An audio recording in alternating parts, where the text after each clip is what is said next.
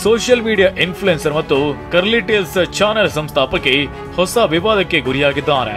ಒಡಿಶಾದ ಪುರಿ ಜಗನ್ನಾಥ ದೇಗುಲ ಆವರಣದಲ್ಲಿ ಮಾಜಿ ಐಎಎಸ್ ಅಧಿಕಾರಿ ಹಾಗೂ ಬಿಜೆಪಿ ನಾಯಕ ವಿಕೆ ಪಾಂಡ್ಯನ್ ಜೊತೆ ಮಾತನಾಡುತ್ತಾ ಪ್ರಸಾದ ಸೇವಿಸುತ್ತಿರುವ ವಿಡಿಯೋ ವೈರಲ್ ಆಗಿದೆ.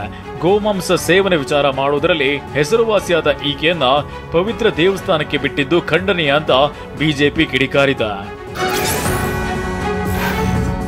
ಭಾರತೀಯ ಕುಸ್ತಿ ಒಕ್ಕೂಟದ ಮಾಜಿ ಮುಖ್ಯಸ್ಥ ಬ್ರಿಜ್ಭೂಷಣ್ ಬೆಂಬಲದ ಶರಣ್ ಸಿಂಗ್ ಡಬ್ಲ್ಯೂಎಫ್ಐನ ಉನ್ನತ ಸ್ಥಾನಕ್ಕೆ ಏರುತ್ತಿದ್ದಂತೆ ಅಸಮಾಧಾನ ಸ್ಫೋಟಗೊಂಡಿದೆ. ಒಲಿಂಪಿಕ್ ಪದಕ ವಿಜೇತೆ ಮತ್ತು ಕುಸ್ತಿಪಟು ಸಾಕ್ಷಿ ಮಲ್ಲಿಕ್ ಕ್ರೀಡೆ ತೊರೆಯುವುದಾಗಿ ನಿರ್ಧರಿಸಿದ್ದಾರೆ.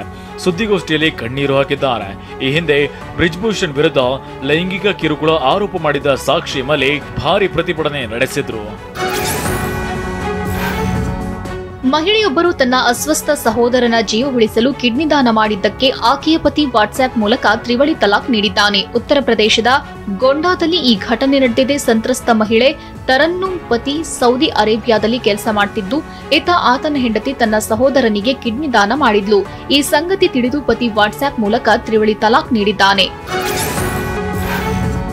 ಜಮ್ಮು ಕಾಶ್ಮೀರದಲ್ಲಿ ಅಭಿಮಾನಿಯೊಬ್ಬರು ಪ್ರಧಾನಿ ನರೇಂದ್ರ ಮೋದಿಯವರ ಕಟೌಟ್ಗೆ ಮುತ್ತಿನ ಮಳೆಗರೆದಿದ್ದಾರೆ. ಜಮ್ಮು ಕಾಶ್ಮೀರ ಸಾಂಪ್ರದಾಯಿಕ ಉಡುಗೆ ಫೆರಾನ್ ದಿನಾಚರಣೆ ಮಾಡಲಾಗುತ್ತಿದ್ದು, ಫೆರಾನ್ ಡ್ರೆಸ್ ಧರಿಸಿದ್ದ ಮೋದಿಯವರ ಕಟೌಟ್ಗೆ ಅಭಿಮಾನಿ ಅಪ್ಕೊಂಡು ಕಿಸ್ ಕೊಟ್ಟಿದ್ದಾನೆ. ಈ ವಿಡಿಯೋ ಸೋಷಿಯಲ್ ಮೀಡಿಯಾದಲ್ಲಿ ವೈರಲ್ ಆಗಿದೆ.